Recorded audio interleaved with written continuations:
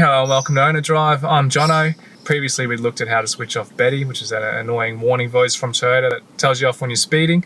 But in the comments below we had it come up a couple of times actually where people were keen to know how to switch off the school zone alert. So that's the one that pops up as you're entering a school. It'll tell you as you're entering and it'll tell you as you're leaving.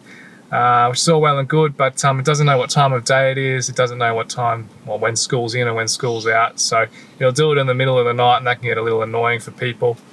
You can turn it off. It is in the settings menu there on the main screen. Not immediately obvious how to find it, but we did find it in there. So let me flip the camera around and show you how that's done. All right, so here we are at the home screen. First thing is to go into the menu option here, down to setup on the screen.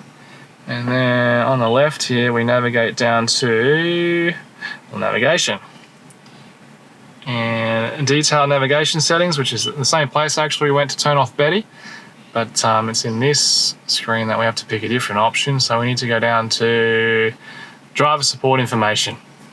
So there's a few things in there, as you can see, red light camera, speed camera, and all of that, and down the bottom, school zone. So I've got it off.